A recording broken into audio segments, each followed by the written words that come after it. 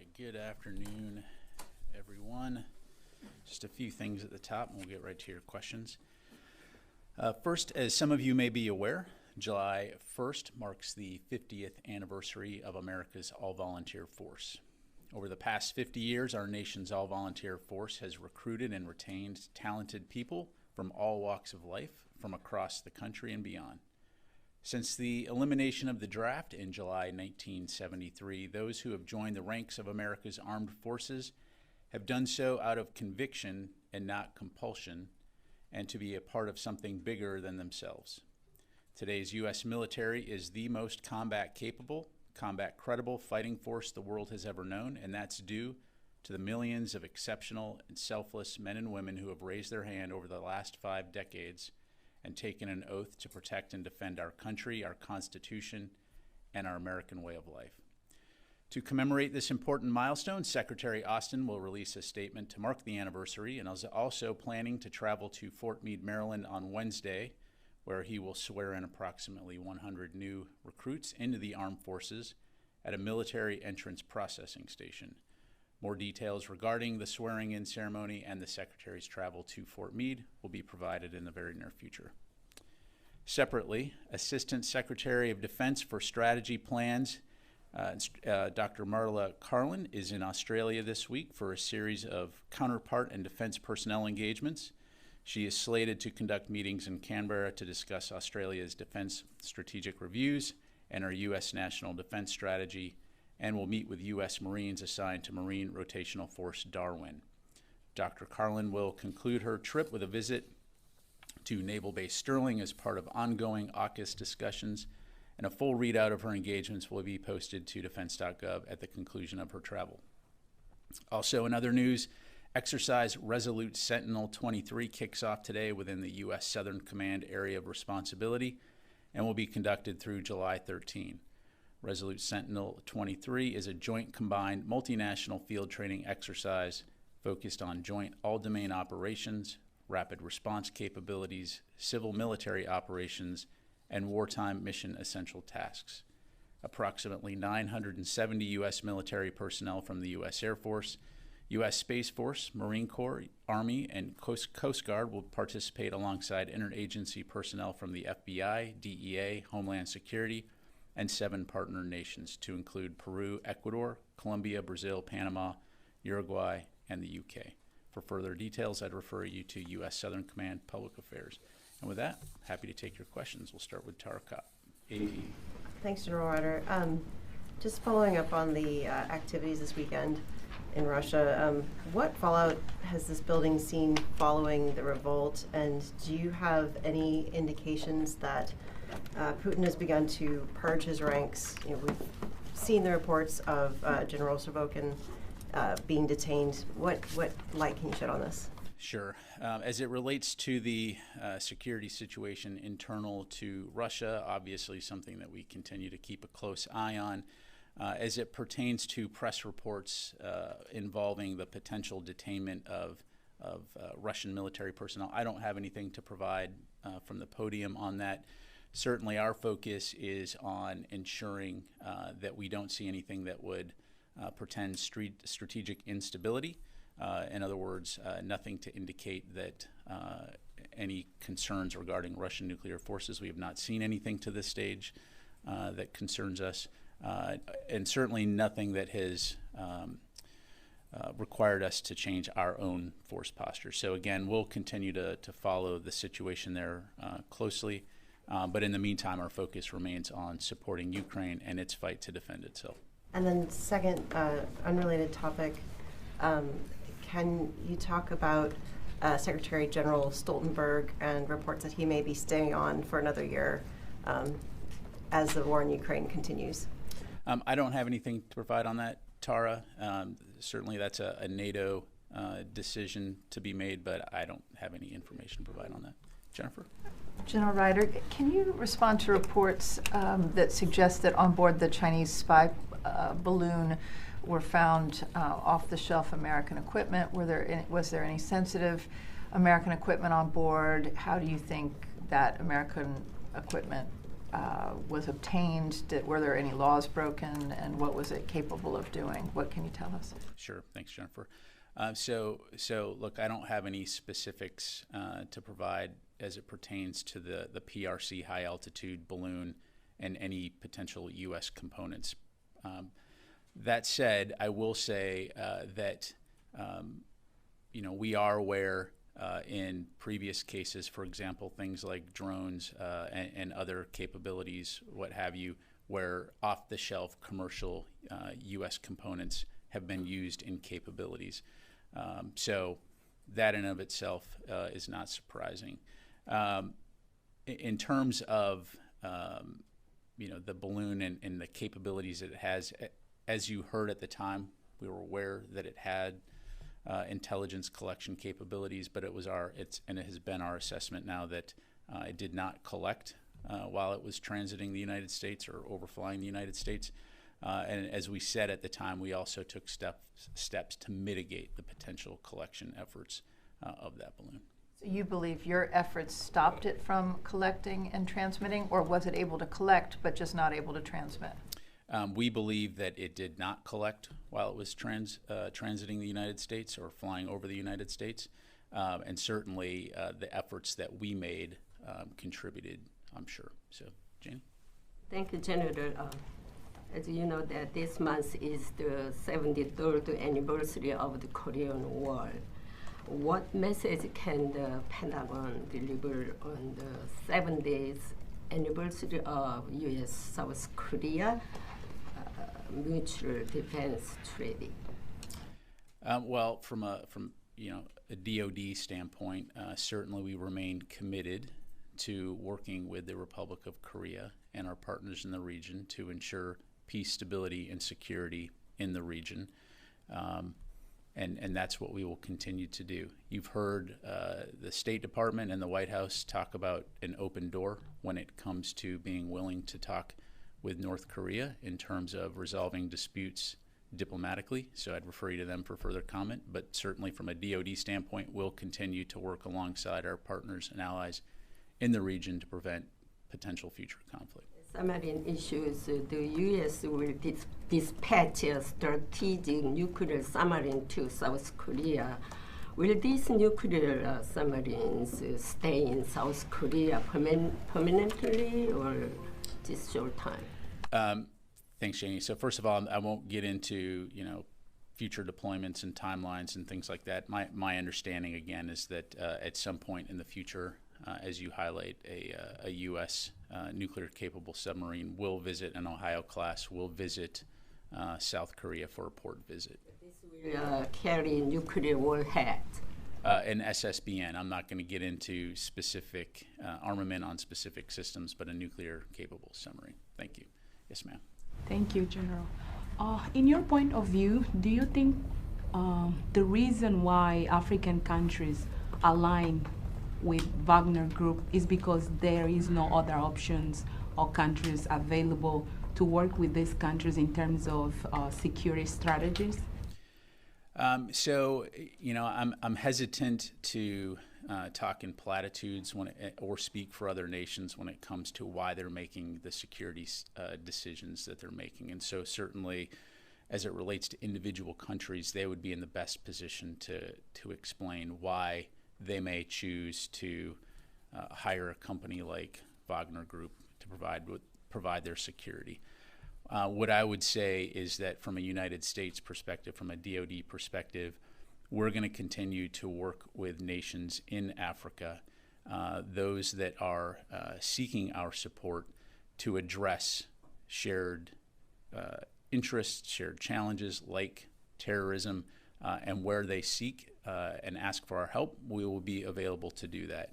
Again, I think we all have a common interest in a stable and secure Africa. And so we obviously, in our track record has shown that like we talked about earlier this week, our vested interest is in long-term sustained support for the benefit of the African people and for the international community. So again, I can't speak for why someone would want to hire a transnational criminal organization to provide their security. That's something individual countries would have to answer.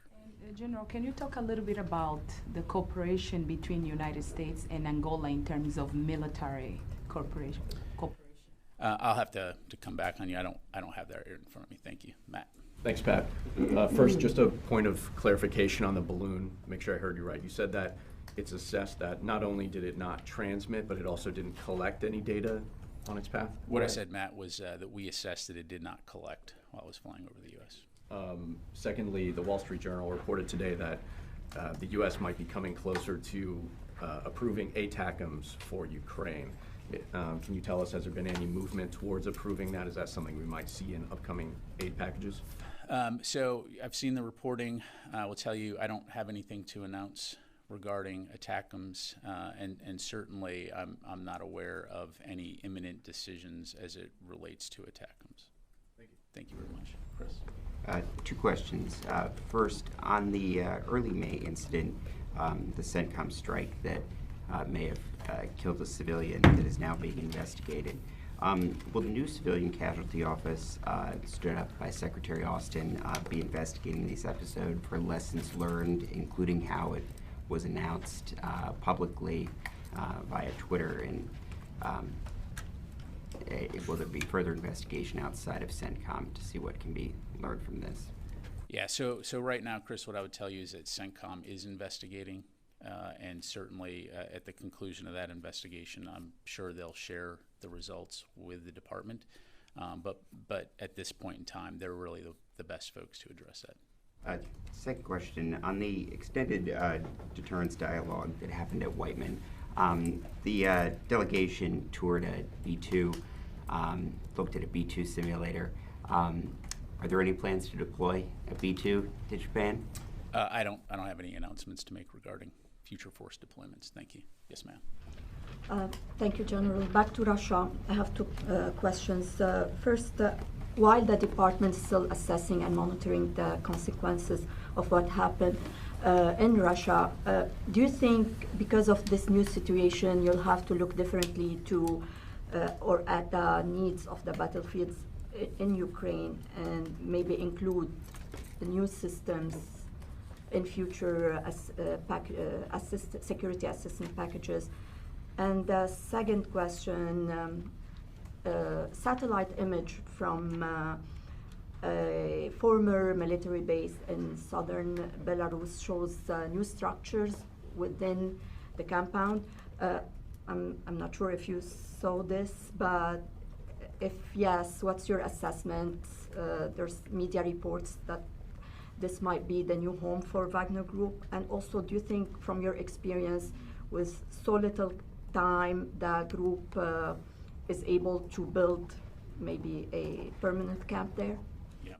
So on Wagner Group and its disposition, what I would tell you is right now we continue to see some elements of the Wagner Group in Russian-occupied territory in Ukraine.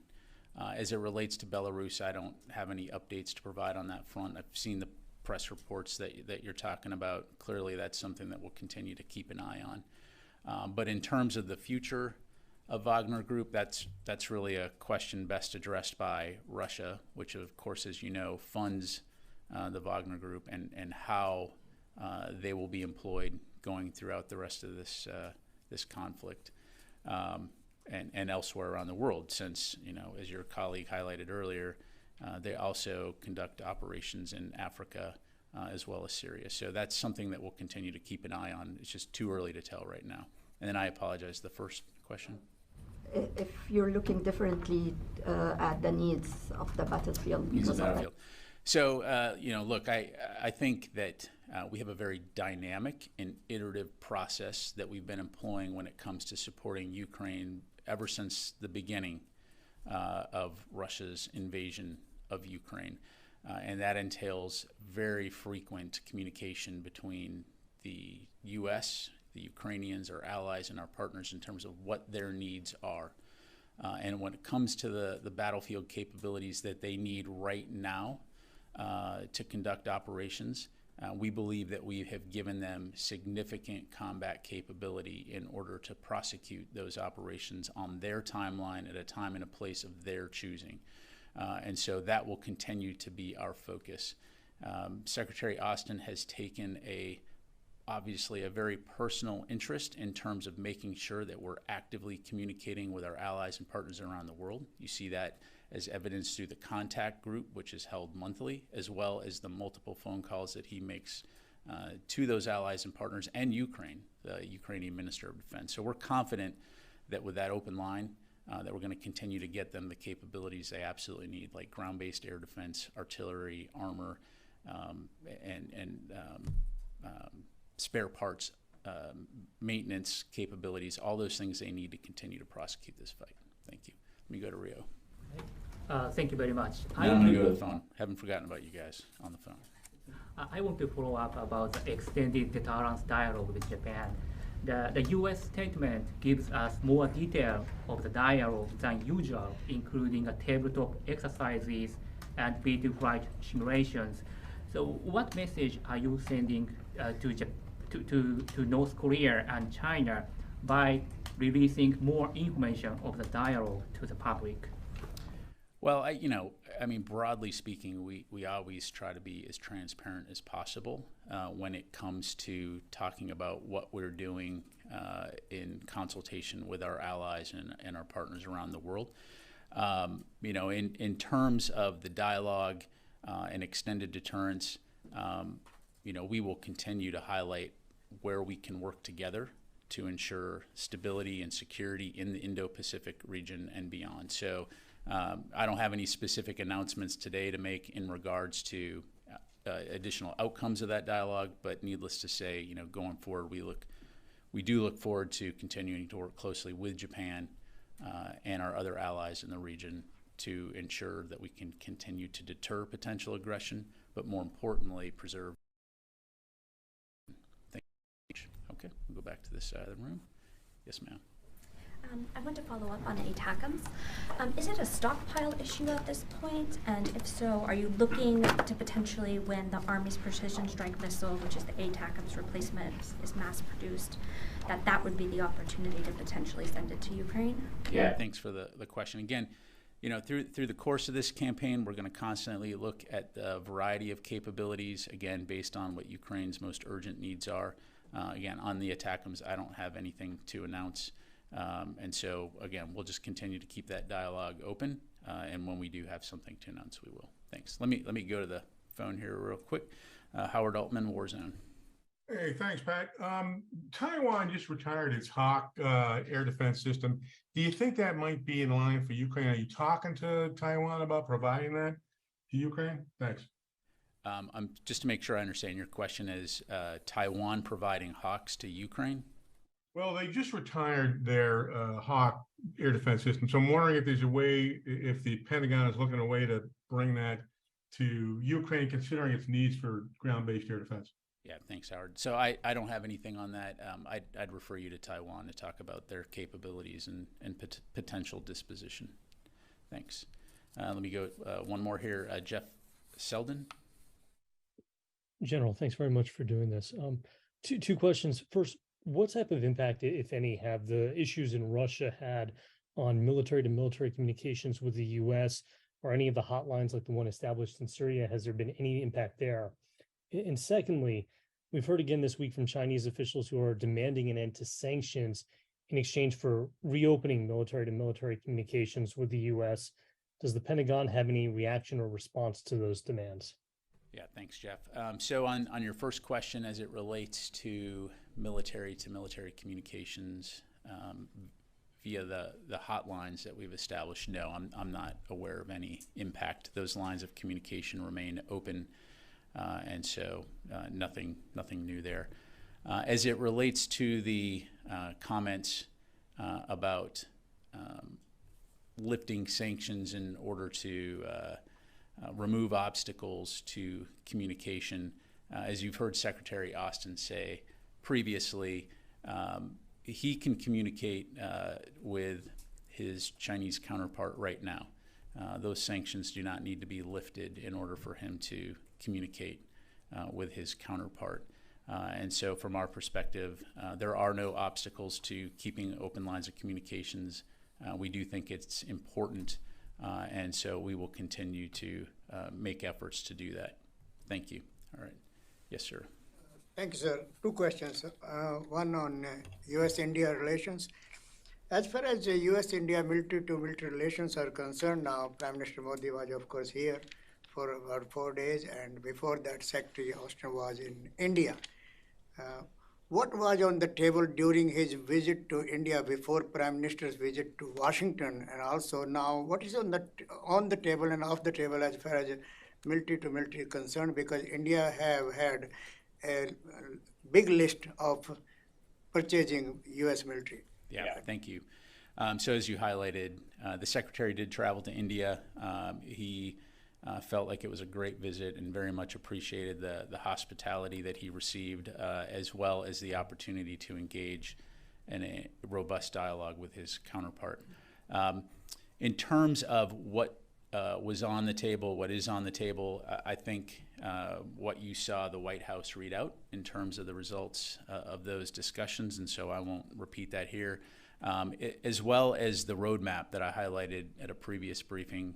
So I would point you to the fact sheet that we have on the DoD website that goes into a lot of detail about what we look forward to in terms of our cooperation and partnership with the Indian Ministry of Defense and Indian government. In the past, there were many ups and downs as far as U.S.-India relations, military-to-military relations are concerned because of Russia and all that. Now you think India will be the largest military relations with the United States?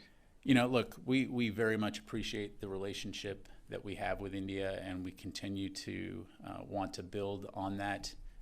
India is obviously a critical player in the region when it comes to ensuring stability and security in the region, and so we'll continue to work very closely with India toward that end. But let me go ahead and move on to your colleague here. Yeah. Sure. There were reports that, based on satellite imagery, that Russian soldiers blocked a river and flooded fields to impede the approach of Ukrainian soldiers near the city of Tokmak. I was just wondering if you could give us anything more on that. I really can't. Yeah, I appreciate the question, but a couple things. One, I'm just not going to provide an operational, tactical level briefing about Ukrainian operations, and second, I really can't get into intelligence matters. Thank you very much. All right, let me do one more from the phone here. Mike Brest, Washington Examiner.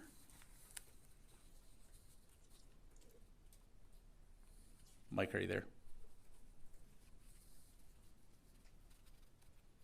Can you hear me, General? I can hear you now. First question, you mentioned that some elements of the Wagner Group are still in Russian-occupied Ukraine, but could you give us some sort of ballpark on the number you see now compared to previously? I really can't, Mike, other than, you know, they have been conducting operations in Ukraine for a while now, and so, you know, most recently near Bakhmut, and so elements of those units are still in Ukraine, but I'm not able to provide numbers from the podium here. Okay. All right. Hey, listen, before we conclude today, I just want to take the opportunity here to bid farewell to a couple of longtime Pentagon press corps journalists who will be heading out on new adventures. First, Mr. Qasim Ileri from Turkey's Anadolu news agency. He'll be departing the Pentagon after almost 10 years of being here in the building, covering the Pentagon and DoD. And like many of the foreign correspondents covering the department, he has provided a unique and important international perspective when it comes to covering the U.S. military. So Qasim will be heading back to Turkey to pursue some opportunities outside of journalism. So on behalf of the DoD, we'd like to bid him a farewell and wish him and his family the best as they embark on their next chapter.